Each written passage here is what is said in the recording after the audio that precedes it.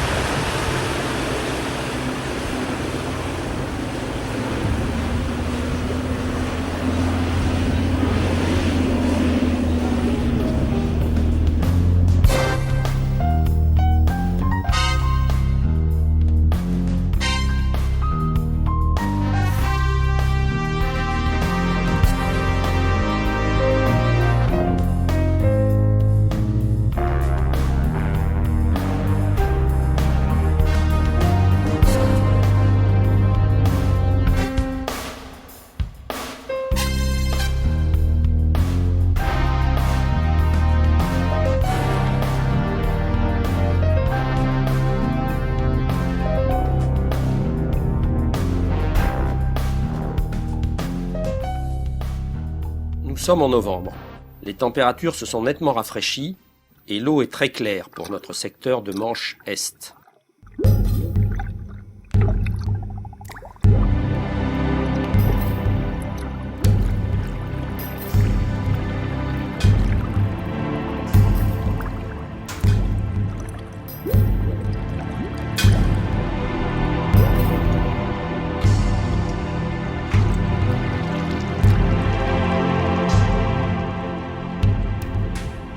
Plus tôt en saison, ce poste aurait certainement abrité un bar. Mais c'est une belle morue descendue de la mer du Nord qui se trouvait là. Dans une eau inférieure à 15 degrés, les bars ont déjà gagné le large et les eaux plus chaudes en profondeur. La morue, encore appelée cabillaud, poisson d'eau très froide, apprécie les eaux de la Manche en hiver. Comme le bar, cette espèce est très inféodée aux épaves et notre secteur, pendant la mauvaise saison, réserve de très belles surprises.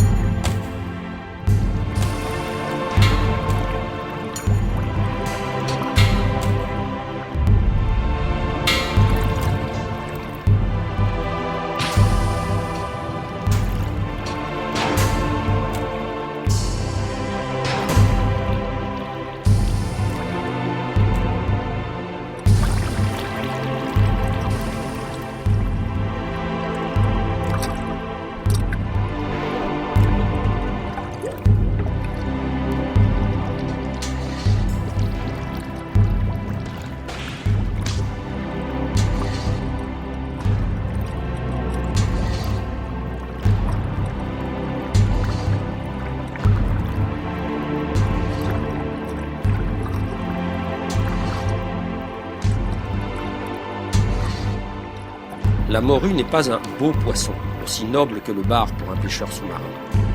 Avec sa grosse tête, son corps flasque, sa livrée brun sale, elle ne peut rivaliser question esthétique avec le seigneur des épaves. Mais sa chair est délicieuse. Fraîche, certains la préfèrent au bar.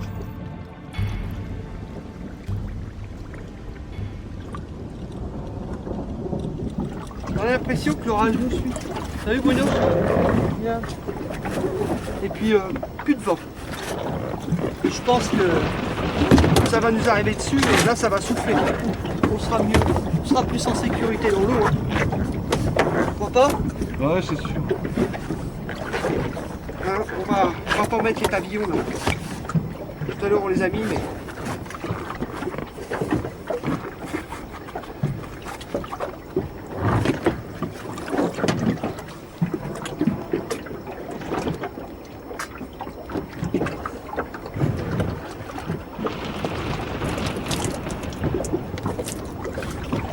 Voilà.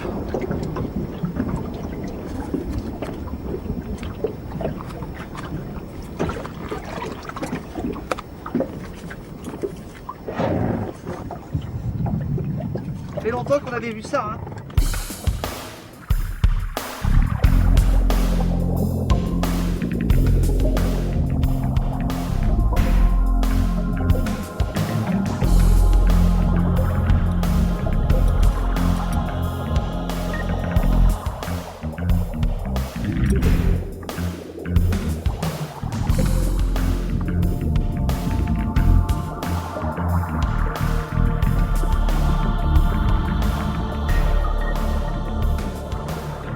Sur de nombreuses épaves, les poissons ne sont pas toujours visibles.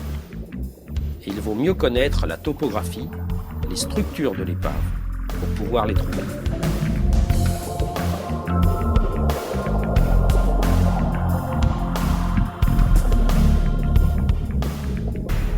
Encore un joli cabillaud. Comme les gros bars, les gros individus de cette espèce se trouvent souvent en petits groupes sur une même épave.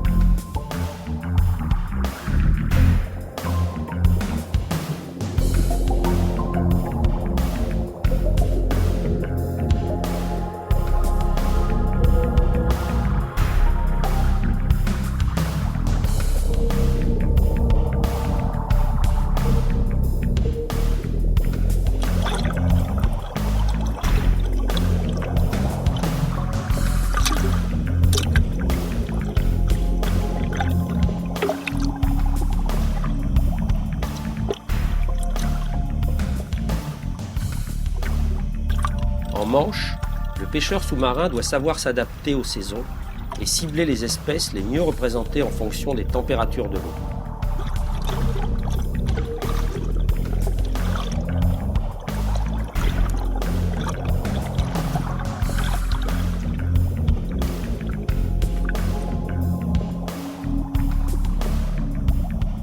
Plus encore que pour le bar, il convient de flécher ici, dans la tête, sous peine de meurtrir inutilement les chairs tendres de ce délicieux poisson.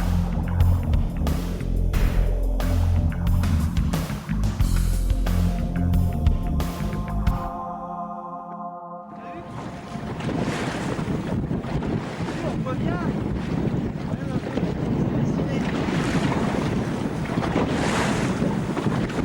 Il avait annoncé, hein, et en fait ils ne sont pas trompés. Hein. Là le vent est un petit peu calme, mais là, ça va arriver là. Pour ça j'ai enlevé mon pavillon de plongée, j'ai baissé mes antennes. Oui, on voit vraiment bien, hein. Vachement beau. Hein. On se barre là, jusqu'à l'heure. Donc la technique de pêche, comme je l'utilise sur les épaves, et essentiellement sur les épaves du lac, donc on revient toujours au même, c'est toujours la bouée. La bouée va donner donc déjà le sens du courant, va donner la force du courant. S'il y a vraiment du courant, il va falloir que je me fasse larguer avec mon pilote en amont du courant, anticiper, faire mon canard arriver pile poil sur l'épave.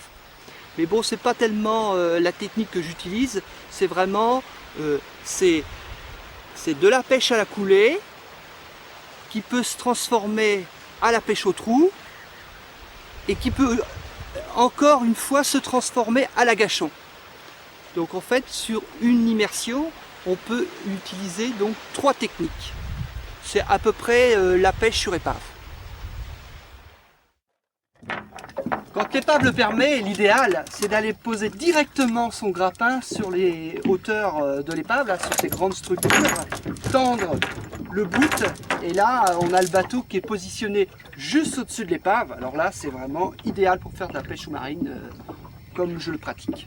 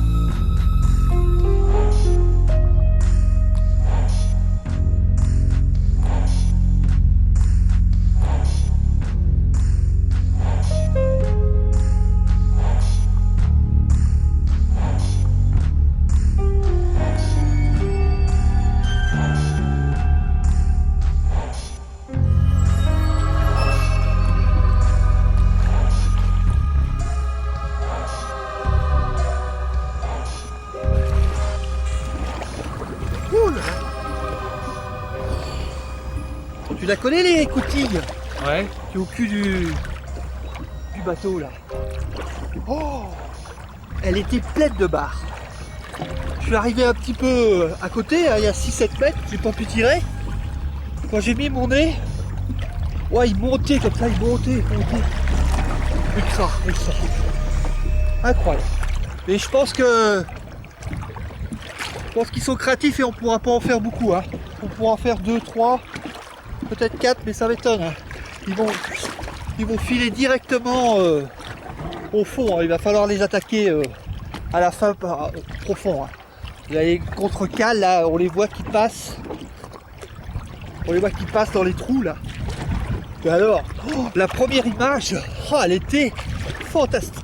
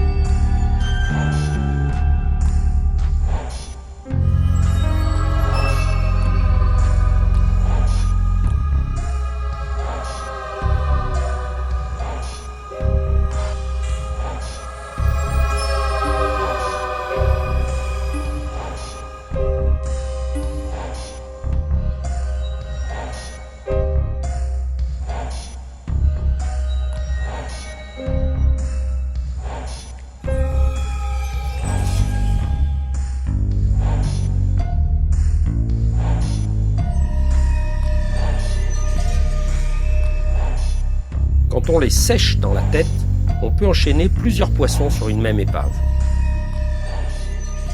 Si les barres fléchées ne se débattent pas en tous sens, les autres membres du groupe ne s'affolent pas et restent sur l'épave. Mais qu'un seul poisson, mal fléché, envoie des signaux de détresse et tout le petit groupe disparaîtra.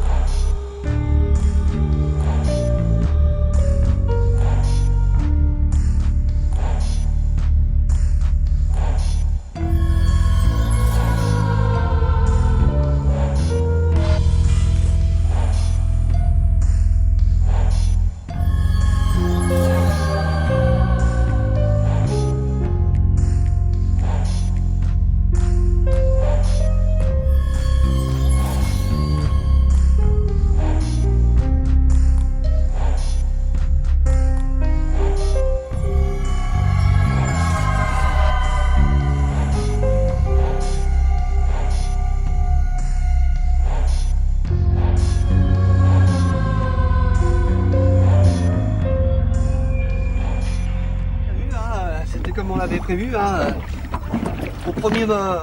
à la première plongée, là, quand j'ai mis mon nez dans l'écoutille, ils étaient pleins et qui montaient.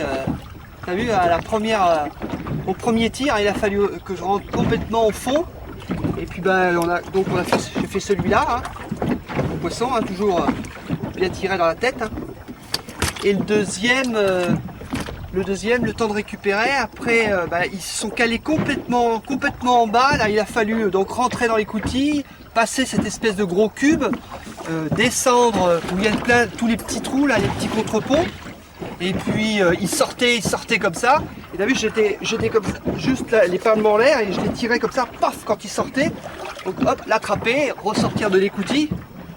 Et puis le troisième, il est plus petit, hein. Le troisième, et là j'ai senti que le caméraman me lâchait, t'as vu, c'est remonté. Et en fait, je les ai plus fait dans l'écoutille, je les ai fait juste à la cassure. Parce que les Liberty Ships, ils étaient fabriqués en 3 morceaux et ils cassaient aux endroits de raccord. Et là, il est cassé en deux, il y a une cabine qui fait une quart. Et là en dessous, ouais, c'était quand même assez raide. Hein. Mais bon, c'est des jolis poissons. Hein. Pour pouvoir pêcher sur épave comme je le pratique, donc j'utilise la palme pour moi qui est la meilleure des pannes, c'est la palme carbone qui a un effet ressort terrible. Et avec cette palme là, j'ai gagné pour le même effort entre 8 à 10 mètres en profondeur. J'utilise le fusil 90 carbone ou Kevlar, qui est sensiblement le même fusil, monté sur un trident 90, le fameux trident MATC bar 90. Il faut faire très attention à ces ardillons, avoir des longs ardillons. Monté sur un moulinet d'une bobine à peu près de 30 mètres. Utiliser donc le mégaton avec les obus articulés et puis ce fameux émerillon pour éviter que le fil se tortille.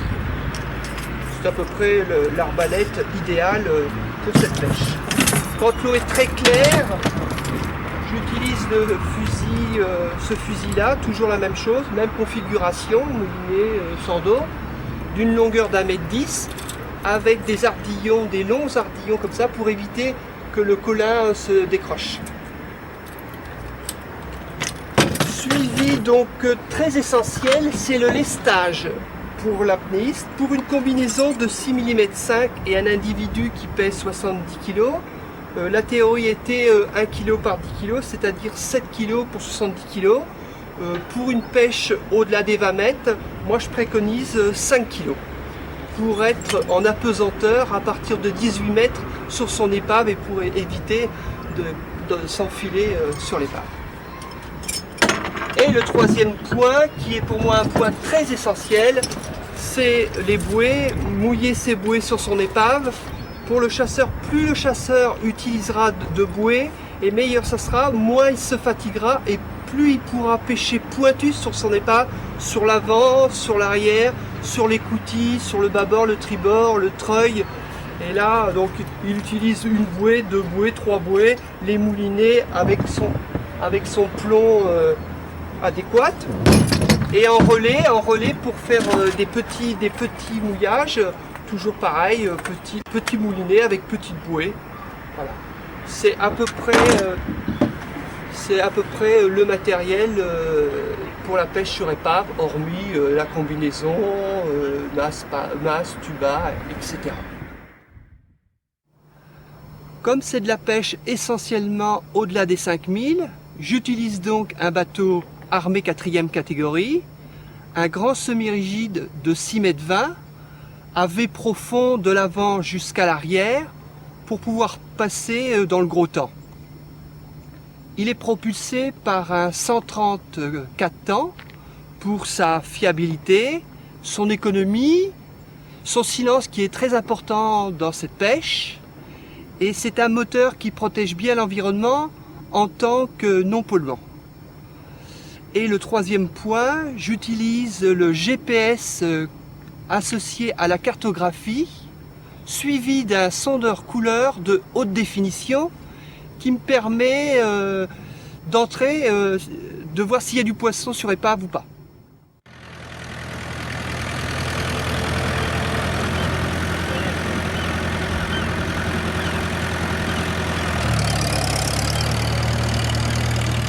On va passer par là.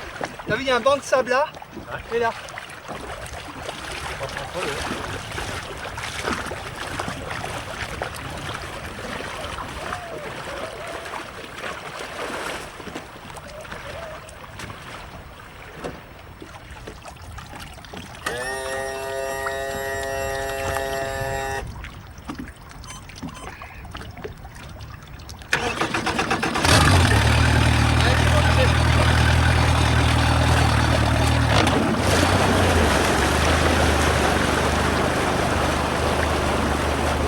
On va aller pêcher donc sur une route flottante pour commencer, qui est posée sur des ridas.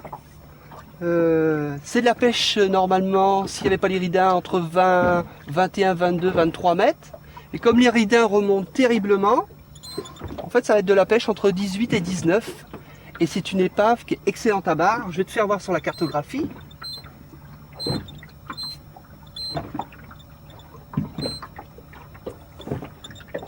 Voilà. Tu vois, on voit vraiment la ligne, tu vois, et l'épave est posée juste là. Tu vois. Voilà. Et bien maintenant, il suffit...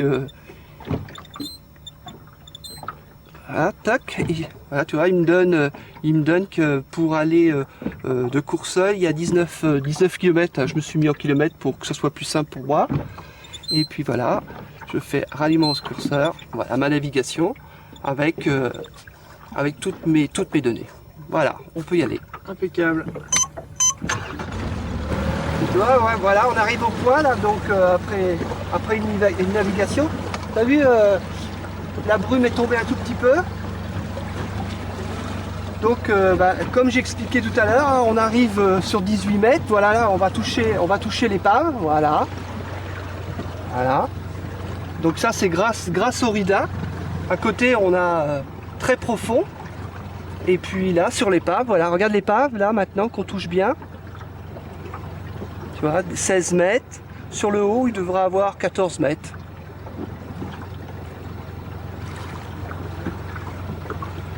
Ouais, 15 mètres à peu près. Hein. Donc là, c'est une route flottante qui est très bonne parce que, comme elle est posée sur les ridas, et que sur les ridas, il y a plein de lançons, donc lançon, épave, égale barre, hein, gros barre. On voit un peu de détection ici. Hein. Pas beaucoup encore, hein, mais ils sont souvent calés dessous. Hein. Où ils nagent comme ça.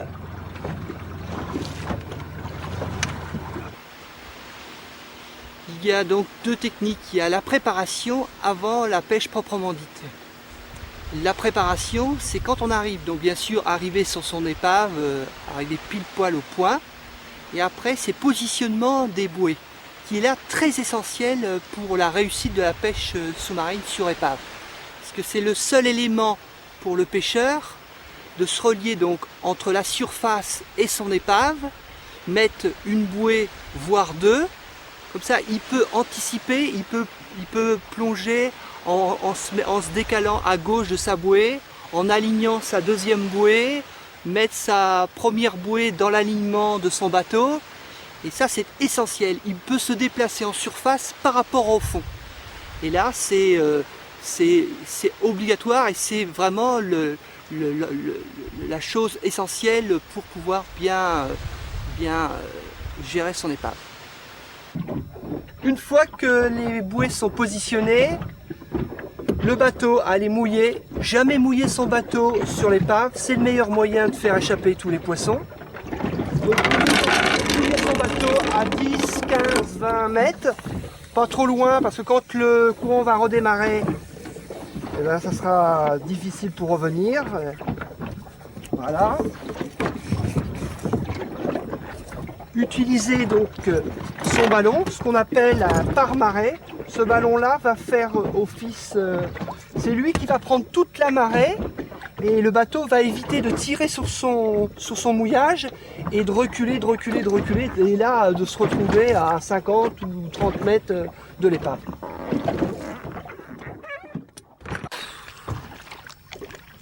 Oh Gérard, viens par là.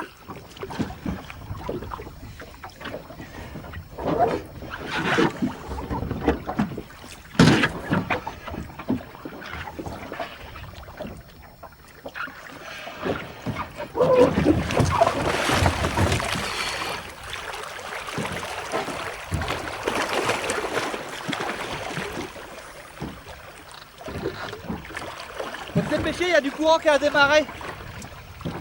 Ça va aller ?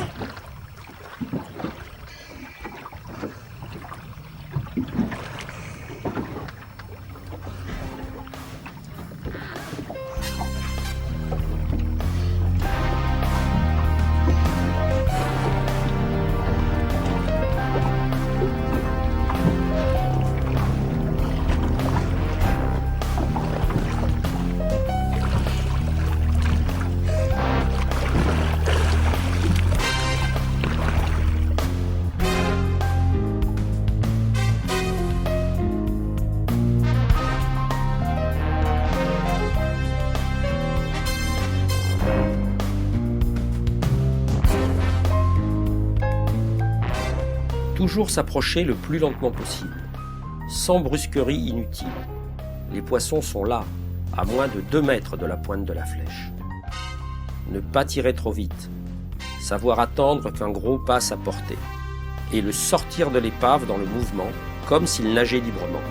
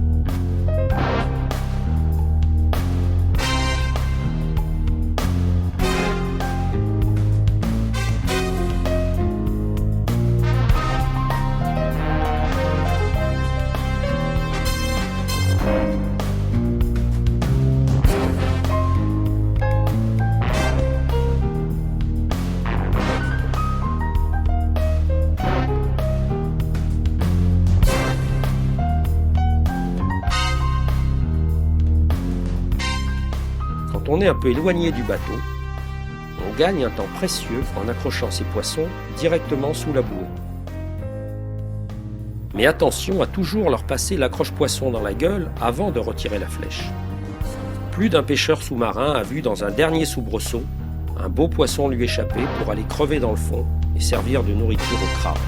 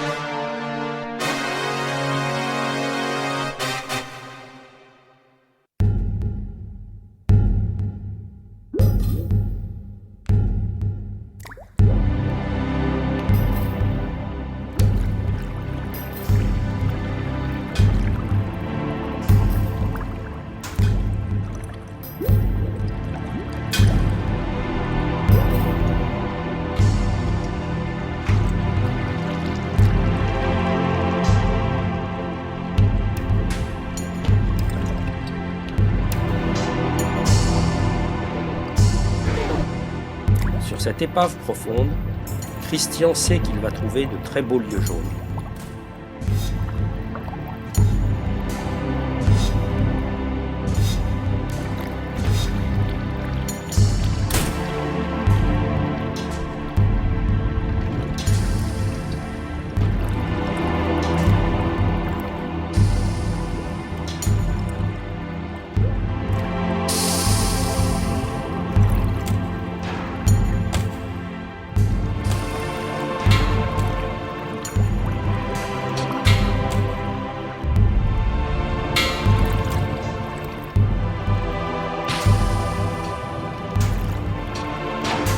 Encore plus grégaires que les bars, les lieux sont toujours en groupe plus ou moins nombreux d'individus de même taille, ce qui permet souvent aux pêcheurs sous-marins de cartonner sur une même épave.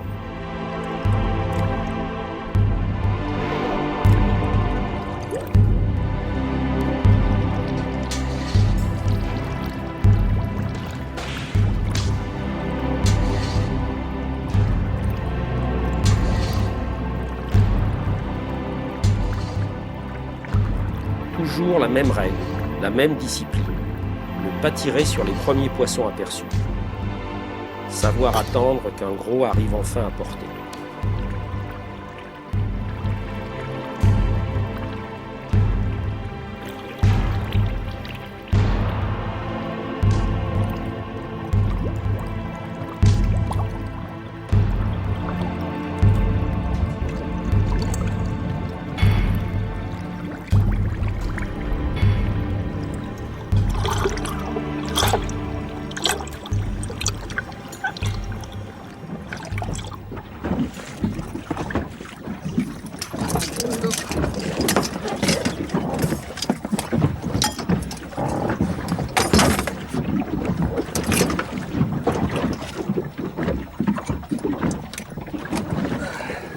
Ah, c'est beau, hein. Ouais. Hein. Ça fait combien ça? Bon, bah. Ça fait pas loin de 6. Et puis ça fait pas loin de 5. Ouais, à peu près. Ouais. Joli poisson, hein. Ouais. T'as vu celui-là? On a le tir en direct. Tu vois la base de la queue? Joli, hein. Ouais. Bon, bah c'est impeccable. Bah, c'est terminé aujourd'hui, hein.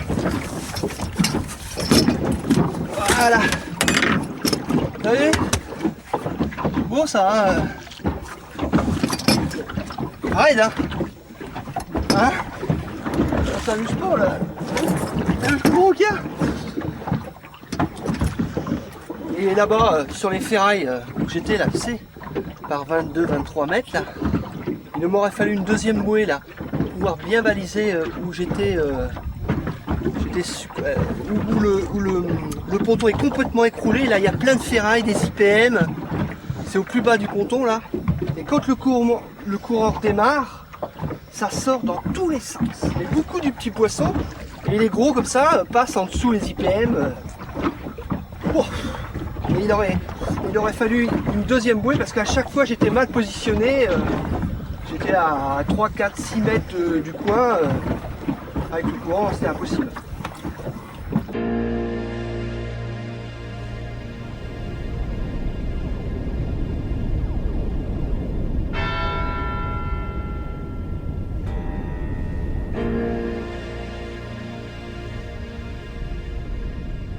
En Normandie, sur ces côtes du débarquement, riche en histoire, nous avons un site d'épave très impressionnant.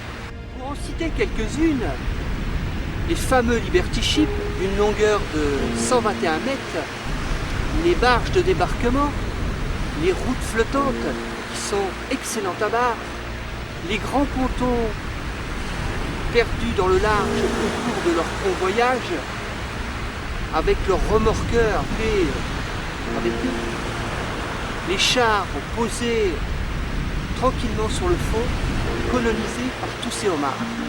Le paradoxe de toutes ces épaves de la liberté, de toutes ces machines de guerre, maintenant contribuent à la vie marine, avec toute cette chaîne alimentaire qui s'est greffée dessus. Les épaves servent de point de départ à toute la pyramide alimentaire qui des alevins, en passant par les mollusques et les crustacés, aboutira aux grands prédateurs en bout de chaîne. Au mois de mai, les araignées coloniseront les épaves peu profondes pour venir y pondre des milliers d'œufs. Les étrilles dont raffolent les bars sont elles présentes toute l'année, ainsi que les tourteaux. Et bien sûr les homards, qui trouvent dans les épaves demeurent beaucoup plus sûrs que sur les fonds rocheux.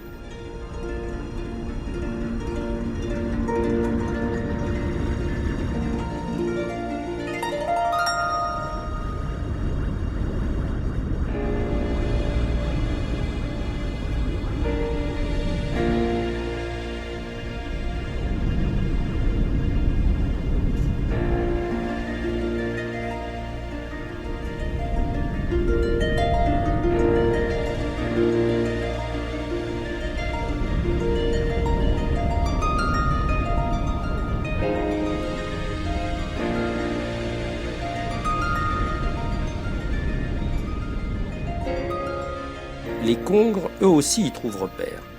Et un même trou peut y abriter ce poisson et le homard, ce dernier se nourrissant des reliefs de repas du congre.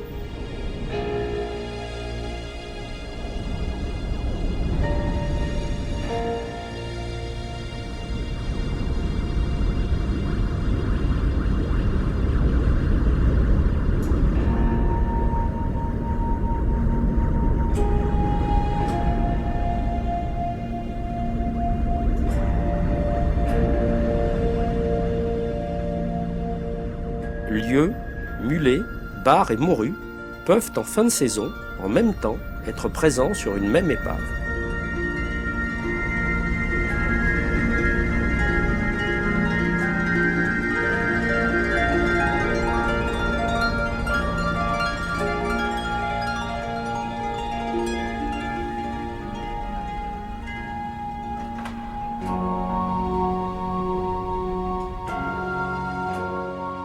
Mais bien sûr, ce seront toujours les bars qui feront battre plus fort et plus vite le cœur des pêcheurs sur épave.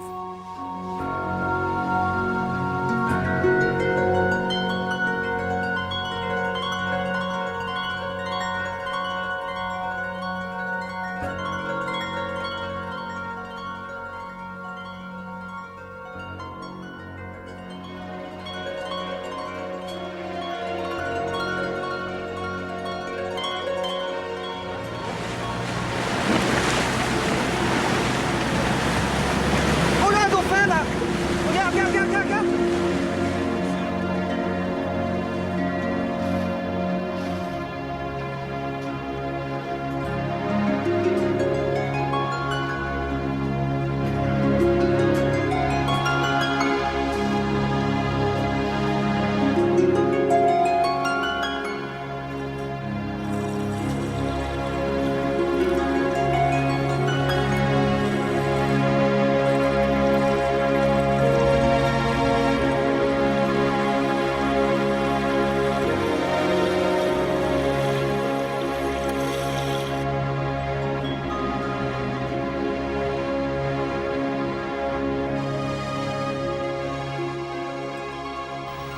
Alors les dangers, si on se tient au manuel de la Fédération de pêche sportive, il est fortement déconseillé de pêcher sur les épaves, vu le danger que peut occasionner une épave, les taux, l'effondrement des taux, les ferrailles et toutes ces choses.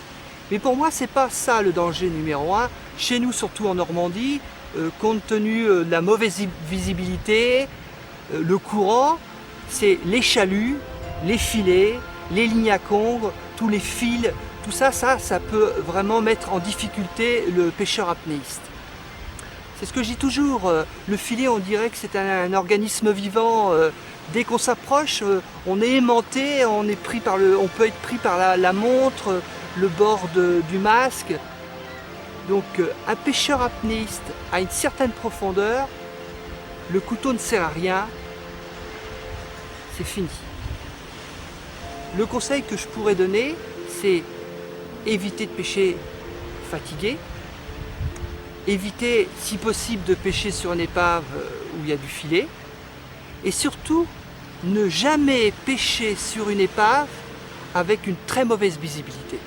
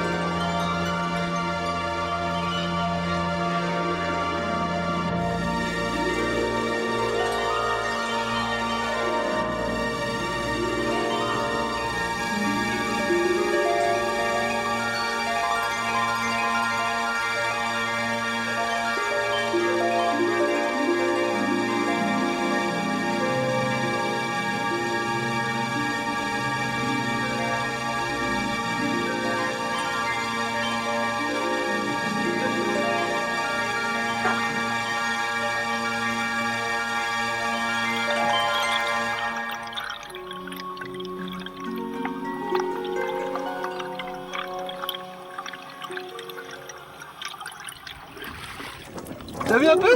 Ouais. Boum! Bien tiré. Bien tiré, hein? Ouais.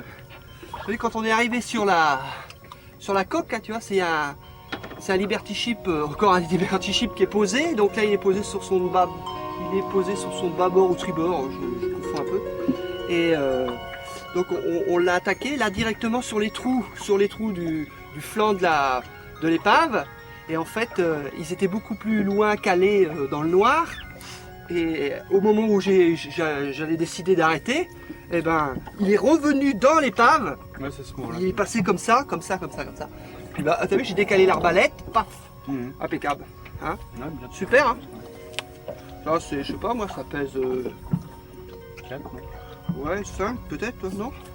Ouais, 4. Ouais, 4. Ouais, Ah, ouais, tu sais, hein, ouais, non. Bon poisson. Hein. Mais par contre, on va faire que ce poisson-là sur l'épave, t'as vu, hein. Dès que je suis arrivé, pourtant, elle n'est pas beaucoup connue, hein. Elle est connue beaucoup des pêcheurs à la canne, qui pêchent au lançon. Hein.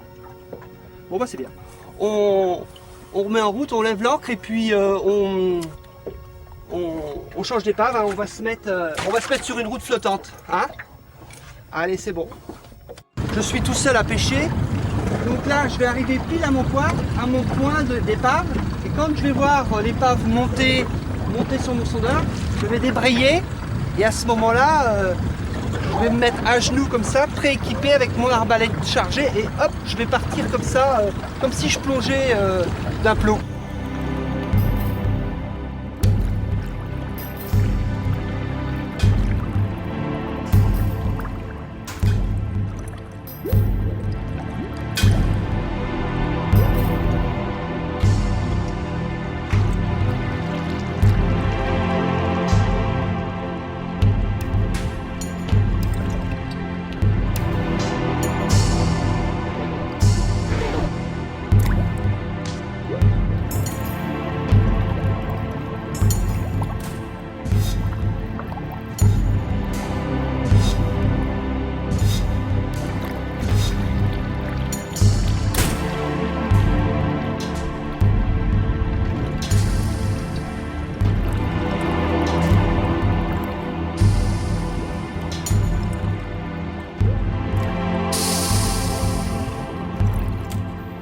Attendre, encore et toujours que le gros passe enfin à portée de flèche.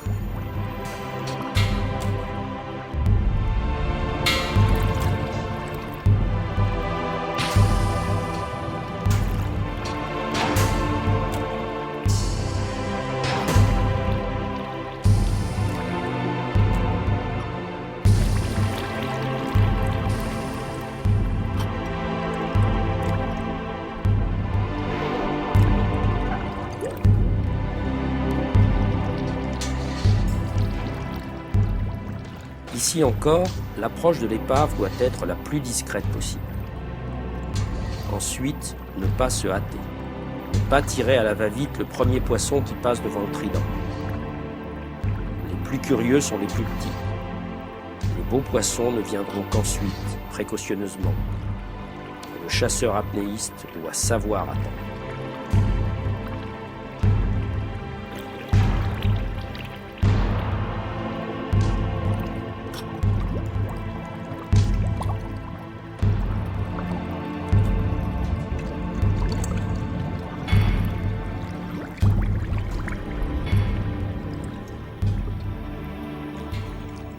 Bon, t'as vu ça? Oh. Excellent, hein? Ah ouais, ouais, ouais. Au début, il n'y avait pas de... T'as vu, on a eu du mal, hein? J'ai commencé par les petits parce que... Et t'as vu, l'eau, l'eau en surface, elle est un peu jaune, tu vois? Ouais. Et puis, au bout, tu descends 1,50 m, 2 mètres, et hop, l'eau est hyper claire, il y a 12-13 mètres de visibilité. On est sur un grand ponton dans le large, là, à 10 000. Et au début, il n'y avait pas de poisson, et puis dès que le courant a démarré, et ben voilà, voilà, sympa, hein, extra. Jolie pêche. Ah, ouais, ouais.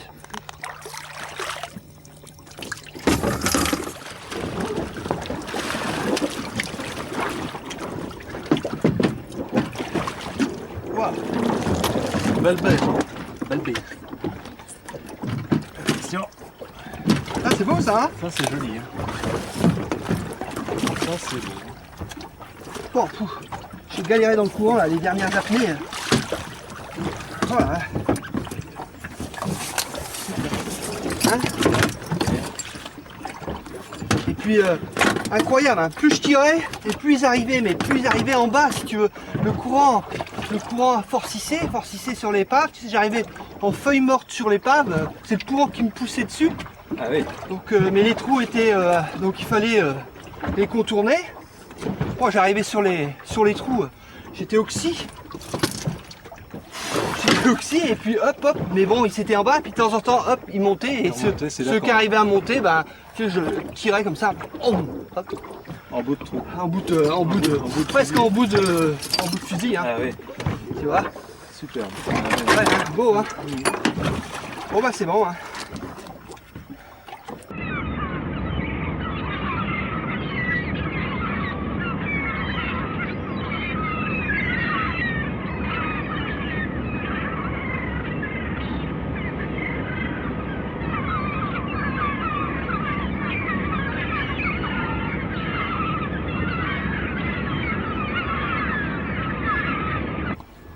Je tiens à remercier mes équipiers qui se sont improvisés caméraman apnéistes et qui m'ont suivi tout le long de ce tournage.